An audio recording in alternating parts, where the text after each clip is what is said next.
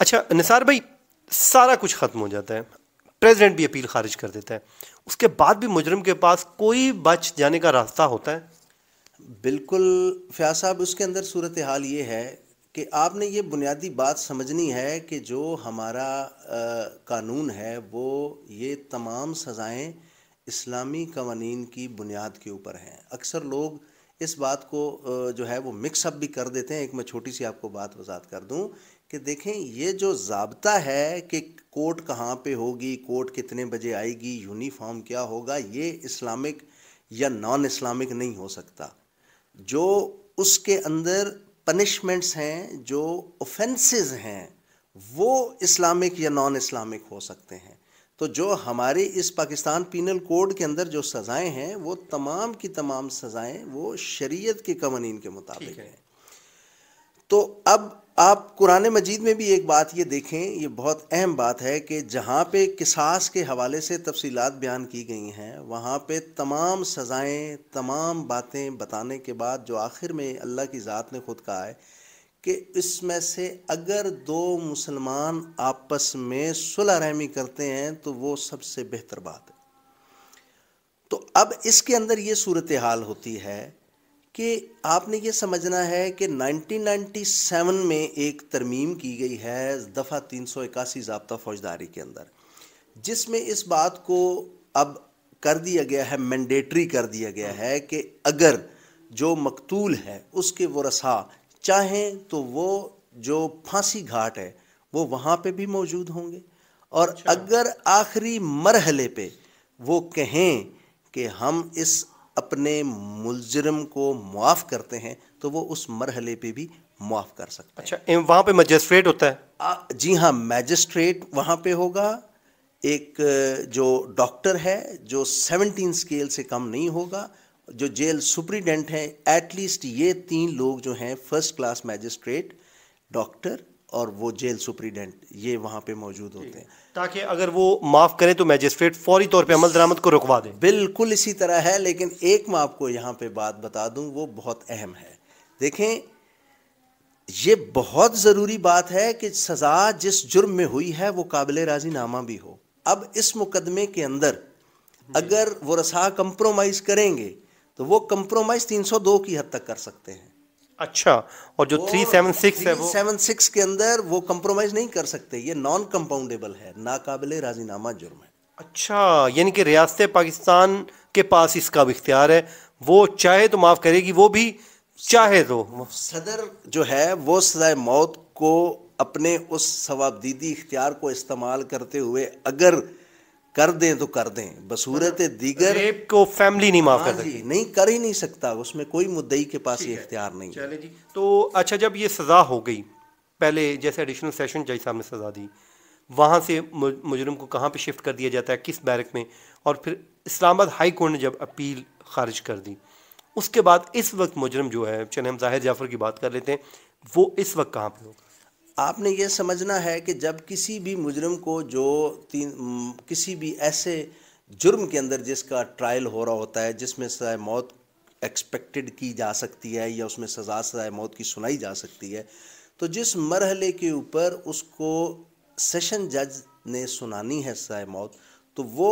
ایک ایسی کیٹیگری کے آ جائے گا مجرموں کے اندر کہ جن کو سزائے موت سنا دی گئی ہے لیکن ان کا مرڈر ریفرنس جو ہے وہ ہائی کورٹ میں پینڈنگ ہے۔ ٹھیک ہے، یہ آپ کو آسانی کے لیے یہ سمجھیں کہ ایک سخت سزا ہے، سخت جگہ ہے، اتنی سمپل یہ جیل نہیں ہے جتنی باقی ملزمان کی حد تک ہے، لیکن یہ اتنی سخت نہیں ہے کیونکہ ابھی تک اس کا ریفرنس جو ہے وہ پینڈنگ ہے۔ لیکن جب ہائی کورٹ نے اس کو سزا کو، مرڈر ریفرنس کو کنفرم کر دیا ہے، تو اس کے بعد اس کو ذرا اس سے بھی سخت قسم کے بیرکس کے اندر شفٹ کر دیا جاتا ہے، اور جب فائنلی اس کے ڈیتھ وارنٹس جاری ہو جاتے ہیں تو پھر مزید وہ آئسولیشن میں اور مزید تنہائی میں، وہ جس کو کال کوٹری کہا جاتا ہے، وہ وہاں پہ اس کو شفٹ کر دیا جاتا ہے۔ چلیں نثار بھائی، یہ تو ہو گیا سارا جو ایک پروسیس ہے۔ اسلام آباد ہائی کورٹ کی جو ججمنٹ آئی ہے وہ آپ نے پڑھ لی ہے، وہ میرے ناظرین کو تھوڑا سا بتا دیجیے کہ وہ کتنی امپورٹنٹ ہے اور اس میں کیا انہوں نے لکھا ہے فیصلے میں۔ اسلام آباد ہائی کورٹ کی ججمنٹ جو ہے، ایک تو جو ہمارا فوجداری قانون ہے اس کے اندر اس حوالے سے بہت زیادہ اہمیت کی حامل ہے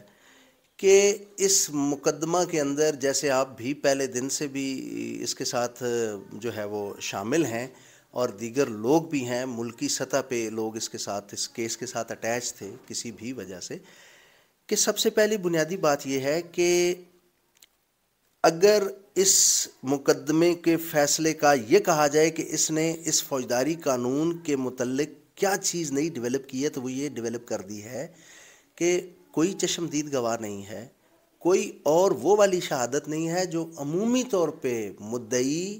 یا پولیس اپنی ملی بھگت کر کے بناتے ہیں، ایسی کوئی ایک شہادت نہیں ہے۔ لیکن پھر بھی اتنی سخت سزا پہلے سیشن جج صاحب نے دی اور پھر ہائی کورٹ نے اس کو کنفرم کر دیا، تو یہ ایک بہت بڑا اس کو ایگزامپل آپ کہہ رہے ہیں کہ بھائی مدعی فریق جو ہے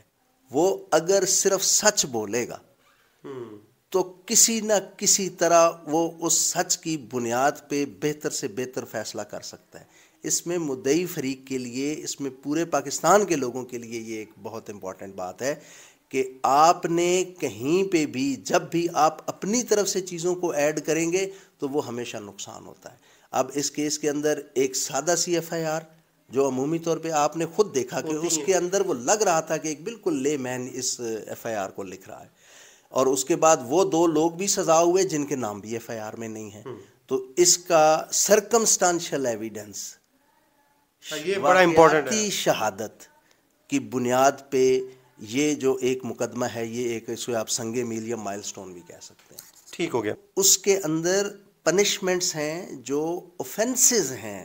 وہ اسلامک یا نان اسلامک ہو سکتے ہیں، تو جو ہمارے اس پاکستان پینل کوڈ کے اندر جو سزائیں ہیں وہ تمام کی تمام سزائیں وہ شریعت کے قوانین کے مطابق ہیں۔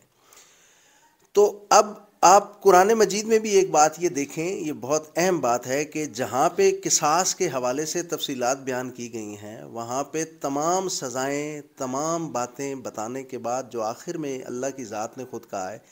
کہ اس میں سے اگر دو مسلمان آپس میں صلح رحمی کرتے ہیں تو وہ سب سے بہتر بات ہے۔ تو اب اس کے اندر یہ صورتحال ہوتی ہے کہ آپ نے یہ سمجھنا ہے کہ 1997 میں ایک ترمیم کی گئی ہے دفعہ 381 ضابطہ فوجداری کے اندر، جس میں اس بات کو اب کر دیا گیا ہے، مینڈیٹری کر دیا گیا ہے کہ اگر جو مقتول ہے اس کے ورثاء چاہیں تو وہ جو پھانسی گھاٹ ہے